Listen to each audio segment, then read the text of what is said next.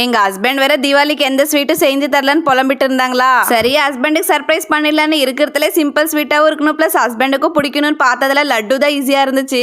லட்டுக்கு தேவையான அனைத்து திங்ஸும் வீட்டுல இருந்துச்சு. பட் இந்த பூந்தி செய்யற கரண்டி தான் இல்ல. இது தெரியாம நான் பேட்டர் வேற ரெடி பண்ணிட்டேன். இந்த ஒரு ஜல்லி கரண்டி வச்சு நான் எப்படிதான் லட்டு பிடிக்க போறேன்னு தெரியல. இருக்கிறத வச்சு ட்ரை பண்ணலான்னு ஃபர்ஸ்ட் ஒரு பேட்ச் போட்டு பார்த்தோன்னா நிஜமாவே பூந்தி வேற லெவல்ல வந்துச்சு. பட் என்னன்னா ரொம்ப நேரம் டைம் ஆயிடுச்சு. இது செட் ஆகாதுன்னு கிச்சன்ல அலசி பார்த்ததுல இந்த எக்யூப்மெண்ட் மாட்டுச்சு. சரி இன்னைக்கு ஃபுல் பூந்தி இதுல போட்டலாம் நினைச்ச, பட் பூந்தி தான் சரியா வரல. எல்லாமே ஒட்டின்னு போயிடுச்சு. என் மனசே விட்டு போயிடுச்சு இந்த பூந்தி பார்த்ததுல. சரி இருந்தாலும் நம்ம ட்ரை பண்ணது விடக்கூடாதுன்னு ஒரு பக்கம் சக்கரை பாவை ரெடி பண்ணிட்டேன். பூந்தி தான் புட்டுன்னு போயிடுச்சு. சக்கரை பாவாச்சும் கரெக்டா ஒரு பாவை எடுக்கணும்னு அங்கே நின்று இருந்தது. கரெக்டா வரும்போது கேஸ் ஆஃப் பண்ணிட்டேன். ஒரு பக்கம் இந்த முத்து முத்தான பூந்தியை பார்த்தா சந்தோஷமாவும் இருக்கு. நல்லா இருக்கிற பூந்தில ஒரு சைடு, டேமேஜ் ஆன பூந்தில ஒரு சைடு பிரிச்சுட்டேன். இந்த நல்லா இருக்கிற பூந்தில சக்கரை பாவை போட்டு அது பூந்தியாவே சாப்பிட்டுலாம். இந்த டேமேஜ் ஆனதுல லட்டு பிடிச்சிடலான்னு பிளான் பண்ணா.